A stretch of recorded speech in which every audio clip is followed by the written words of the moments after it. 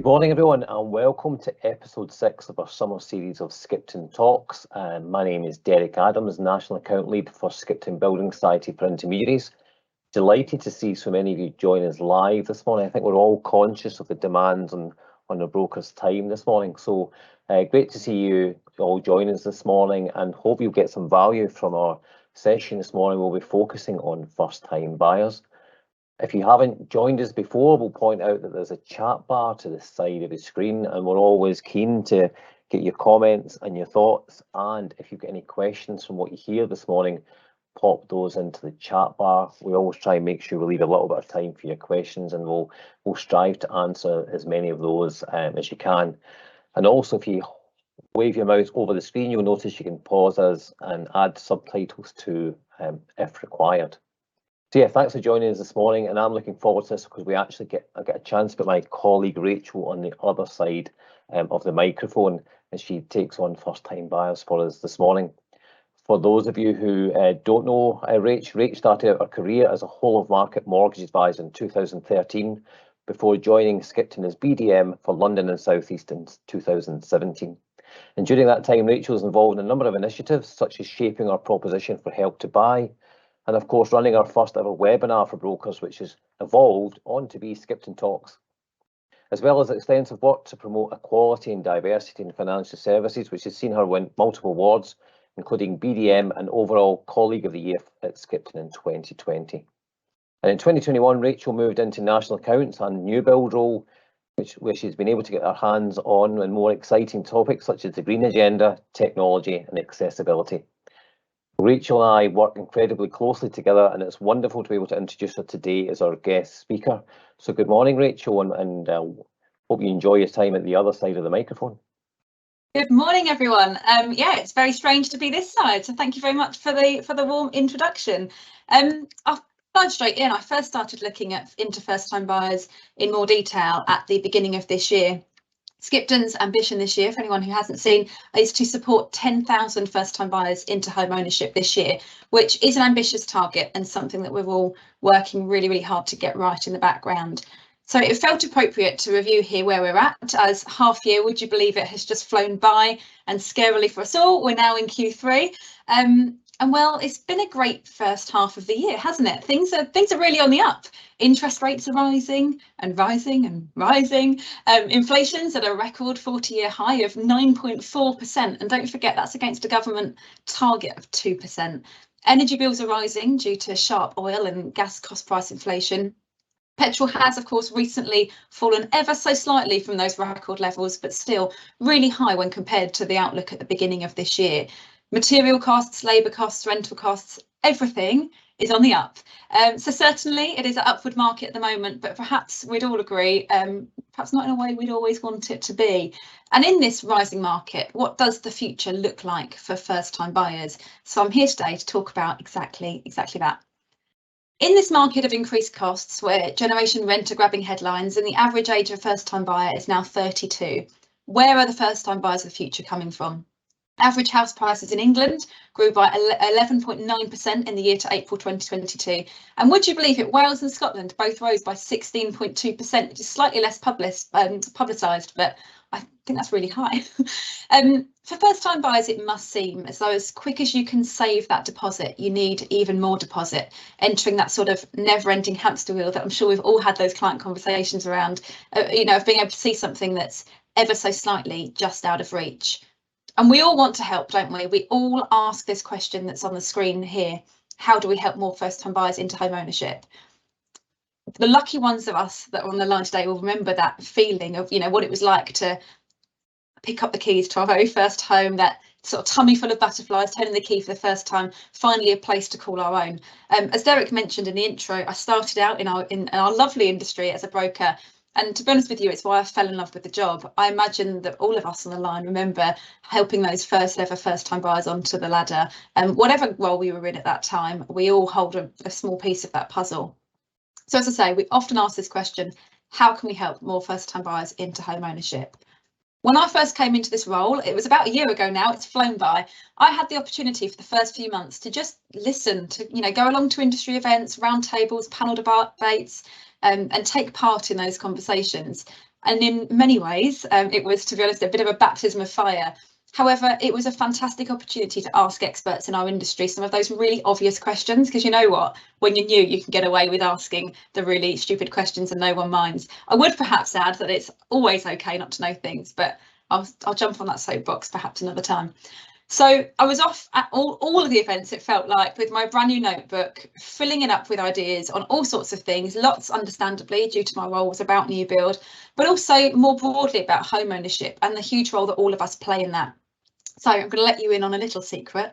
The more I filled up this notebook that I got for the new job, the less I felt I knew. It's such a nuanced and specialist market that we all work in. Now, anyone that knows me knows I absolutely love stats and data. So it was really tempting when I was planning the content today to just sit here with my new notebook and read it out to you in my best CBeebies bedtime story voice. But you'll all be relieved to know that I'm not going to do that. I'm just going to share a few highlights and I'll save the innermost ramblings of that notebook for another time. So bringing it back to the question, how can we help more first-time buyers into home ownership? Let's start by having a look at how we got here. We can't possibly look to assess the first-time buyer journey without looking at kind of where we've come from. And for those wonderful Skipton Talks fans out there, thank you. This will be a familiar slide as we produced this to go alongside the Skipton Talks podcast that we recorded with LSL's new build expert, Craig Hall, back in March. I should add, available on all good podcast streaming services if you've missed it. But I wanted to dust it off for today, as I think it's relevant before we look at sort of where we're going as an industry and for the opportunities for all of us to help more first-time buyers into home ownership, to really understand where it is that we've been. And despite what the headlines might have us all believing, we are all experts at dealing with uncertainty, and certainly even more so now. So looking at this slide, it's been a really busy time, hasn't it? You know, over the past 10 to 15 years, we've seen an economic crash. We've seen numerous schemes launched and then withdrawn again. We've had record low interest rates, or at least until the beginning of this year. And let's not forget Brexit too. We've had 11 housing ministers in the last 10 years. 11, you know, it's a lot of change, with most recently Stuart Andrews surpassing Dominic Raab as the shortest ever serving housing minister since the role was created in '97, serving for just 148 days, if that's of interest, because I like numbers. You know, throw in that pandemic, the short-term closure of the housing market, which reopened in May 2020, followed by a stamp duty deadline, that stamp duty holiday, I should say, that no doubt any of us will forget. The deadline still ingrained in my brain. You know, what a storm to weather it was, and the next 10 years don't look to be any less choppy either. You can see in the box to the right hand side of the screen that there's some really exciting things coming down the path in a market that's been really dominated by a limited number of options for quite some time now. We are seeing phenomenal innovation from lenders, challengers and startups alike, all hoping to come and steal that market share. Now, I'm really going to try to not be too new build specific here. However, I will just touch on it briefly. A recent study has shown that 48% of first-time buyers are looking exclusively at newly built properties, with a further 28% being open to new build as a property preference. And with that in mind, I do believe it's useful to have an understanding as the backdrop as why new build has become so hugely competitive amongst lenders at the moment, as we all consider that energy performance of our back books, because that kind of backdrop helps us to understand why we're seeing this change, but also how that kind of feeds into the first time buyer market. Because you know what happens when there's stiff competition? It most likely, I shouldn't say always, it most likely drives greater consumer choice, which steps up that pace of innovation, which, to be honest with you, in the most part is good. However, I should probably say, actually, we probably could do another webinar on that too, because I've started reading through already all of the fantastic feedback we've had from earlier in the series. So thank you all for taking the time to send those in. And a lot of you have asked for further information on the various schemes available, such as first homes, market mortgage, deposit unlock, private shared equity, mortgage indemnity guarantee schemes, etc., etc. The list goes on. Leave it with Derek and I, and we will look at all of that and see how we can weave that into the next series, perhaps get some guest speakers in to talk to you all about that as well. So without diving too much into that today, perhaps for now, a really safe sweeping statement is to say that largely due to lots of different subjects gaining momentum from both industry and political factors, such as green, sustainability, life after Help to Buy, it's safe to say that most lenders will be considering their stance on how they can support the improvement of UK energy performance, while also enticing in a bit of that new build purchase business, of which a large portion, as I said, is first time buyers. So really interesting dynamics playing out here, so watch that space. We're currently in a changing market. It was preceded by change and will be followed by, you guessed it, yet more change. What a wonderful time it is to be a mortgage advisor, she says with a big smile on her face. And taking it back to first-time buyers, what about first-time buyers? What is important to them? Well, unsurprisingly, of course, there's a growing focus in all areas of ESG. Consumer research on millennials and Gen Z tells us there are cohort first-time buyers who care more about issues such as environmental and sustainable ethics than ever before. Record number of adults report moving home with their parents during 2021. And while that could, of course, be for a number of reasons, it's not beyond the scope of imagination that this could prove to be a really useful deposit saving opportunity. And for reasons that all of us can understand, as we're all on a webinar, dialing in probably a lot of us from home offices, more buyers are prioritising areas that they can use as a home office or a nook to kind of house a desk in when they're buying, making their home buying decisions. It's a small aside, but a fun fact, so I'm going to include it. Do you know that the average newly built property is 7.4% larger than second-hand properties? I'll just let that sink in because that busts a few myths. Research by HBF says that being eco-friendly and having a good EPC rating are now the second and third most desirable features in a new home. And in their Greener, Cleaner, Cheaper report, which is a fantastic read if you haven't seen it, it's published on their website. A favourite stat of mine says that the energy saving in energy bills on newly built properties equates to 1 prep coffee a day, or the average cost of a Premier League season ticket, which my son assures me is phenomenal value for money, the average cost being £435 a year. UK developers are in part at the forefront of helping our country shift to a more energy efficient way of living, and that is a key driver for many first-time buyers. But let's not also walk past that that a lot of the properties that we'll see on the market in 2050, when we get to the kind of the net zero goal, are already built. So it's definitely not a new build fits all challenge. Let's shift gears slightly when we're thinking about first-time buyers. What are the questions that first-time buyers want to know the answers to? We'd all like to think that we're pretty well versed in that. At Skipton, we recently carried out a survey to find out the 40 most asked questions that are asked by first-time buyers. And while carrying out this research, we found that a massive 71% of homeowners wish the house buying process was simpler, which I imagine a lot of us would agree with. But with buyers saying they were embarrassed to ask questions like, what is stamp duty? So some really interesting research that's come out from that, and you can also the full press releases on our website as well. I have for reference included questions on the next slide. Please don't get eye strain trying to read these all now.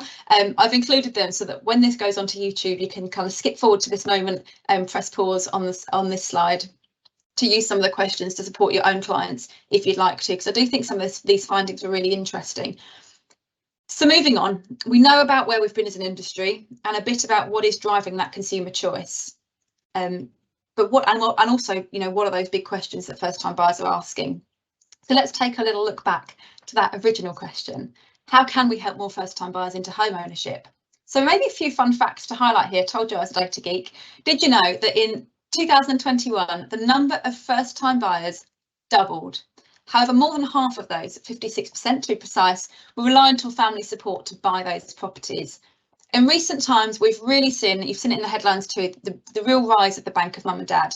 In fact, if Bank of Mum and Dad were a lender, it's estimated by Savills that the Bank of Mum and Dad lent, or gifted, I should add, £9.8 billion in 2021.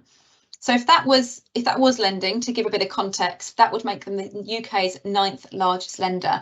To put that into perspective, Skipton, the UK's 4th largest building society, 11th largest lender.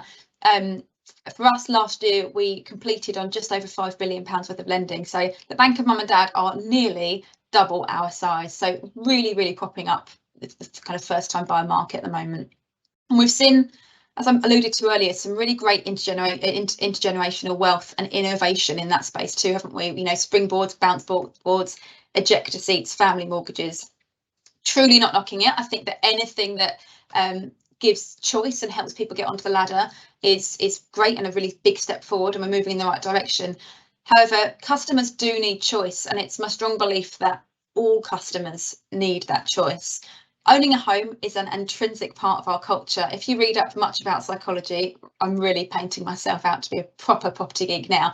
But nonetheless, food and water, after food and water, shelter is a basic pillar of needs that we have as humans, which is often why you see, you know, buying a home becomes such a emotive subject, doesn't it? We all crave to some degree the certainty that a home gives us. And in our industry, we support so many people through this on a day-to-day business, in a day-to-day way, I should say. It just kind of becomes business as usual for all of us. So as we consider this question here on the screen, we must be considerate of how we support first-time buyers into home ownership on grounds greater than postcode or genetic lottery, if I could be cheeky enough to say it. So as I was filling up this new build notepad that I had started at the beginning of this of last year, it kind of occurred to me, what if we've been asking the wrong question all along? Right, bear with me here. By asking how can we help more first-time buyers, we're focusing our activity on a group of people who are already identified as prospective first-time buyers. But should we be helping those who, as I already say, are already identified as first-time buyers? Who are we overlooking because they just feel too confused to engage with our industry, which a lot of the research highlights? Should we be asking how can we help more first-time buyers into home ownership? Or instead, perhaps we should be asking, how can we make home ownership more accessible?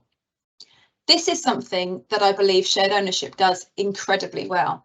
But what more can we do as an industry to promote and accommodate accessibility to mortgage lending, giving so many more people that crucial first step onto the ladder?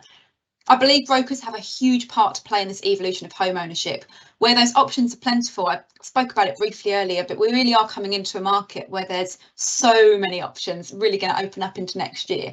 And consumers could really find themselves baffled by that choice. To illustrate that, you know, have any of you online ever tried to book a holiday and the search comes back with 7,000 different options, and you just end up picking one because who has time to go about looking and researching every option? You've got absolutely no idea if it's the best price or has the best facilities, but it's within budget and it kind of looks okay. Well, that's a perfectly fine strategy for holidays, or at least I really hope so, as I'm getting on a plane in 13 days, not that I'm counting, and that was my entire strategy. But we just can't have that in our corner of the world, can we? We can't have that where people are making these really big life decisions, and in our case of what we're discussing today, they're doing that for the very first time. It really wasn't that long ago, actually, that our housing market looked very different. 99 years ago, in 1923, 90% of properties in the UK were rented. How far we've come in a relatively short space of time. For those of you wondering, it's now around 65% of properties in the UK which are owner occupied. So real growth in that in the last just under 100 years. And lenders, we have a responsibility too, don't we, to share not only the details of our proposition, but the why, so that you guys as brokers have the tools that you need to help those thousands of first-time buyers. We see developers advertising Help to Buy now, don't we? You know, can developers really be faced with the Herculean task of giving customers a myriad of options and schemes to choose from? Will we see housing associations plug this gap and scoop up a huge cohort of first-time buyers with limited deposit but good jobs? Will First Home Scheme result in a net gain to the market? And will a new wave of challengers snap up market share? You know, from my perspective, the jury's out on that, and it's kind of a case of watch and see. The truth is, when I started out on this role, faced with the adventure of heading out to market to see what new and exciting ideas I could bring back to Skipton to support first-time buyers, in many ways, I failed on that mission. I haven't come back with this sort of one-size-fits-all answer. You know, we can tweak proposition there, or raise the loan to value for new build flats there, shameless plug. However, realistically, I've still got more questions than answers, but there are two things I'm absolutely certain of when we look forward into our market for future. Firstly, it's that whatever we do to support first-time buyers, and I really do mean this as a wider intermediary lending industry, we must work hard to truly serve the communities that we work in. We must bring everyone who wants to be along for the journey, for the first-time buyer journey with us, and we're at a real pivotal moment for that. As the market stands at the moment, we've got to be really careful how we move forward. And the second thing that I'm absolutely certain of is that you as mortgage advisors are absolutely the way that we can together make home ownership more accessible. You have the relationships with your clients. You hear the stories of the friends and the family who are all aspiring to get on the ladder. To a certain degree, you know, we as lenders, we rely on your ideas, your feedback, your suggestions to really shape our proposition and enable us to reach in Skipton's case, our goal of supporting 10,000 first-time buyers this year. You also have a responsibility to stay as up to date as possible with market changes. In fact, it's actually why we started Skipton Talks, to support cascading that information and market insight that we have access to. Use those resources that you have available to you. Get involved with the conversation. When we see lenders working with brokers, working with housing associations, trade bodies, developers, there's probably enough brains even on just this call today to make some really positive change that could go a really long way to supporting first-time buyers across our country. At Skipton, we will continue to build our lending proposition based on your feedback, striving to make things easier for you and indeed for your customers too. So the question I'd put to you all is, how many of those questions that I put on the screen earlier can you answer? And do your prospective customers know that? And together, how can we move to make home ownership more accessible? Thank you for listening. We're shortly going to hand over to Derek for some questions. I can see some pinging into chat bar already. I've been trying not to look and get distracted while I've been presenting. But before I do, this is my last appearance on the summer series, although I will be in the background for Christine's sessions next week, managing the camera feed. So while I'm on screen and I've got the opportunity, I just want to say a huge thank you to you all for your support. It is an absolute pleasure for Derek and I to get together to plan out content, work with the marketing teams, the huge team of people in the background that pull these together. But thank you all for your continued support. We will be back in the autumn series.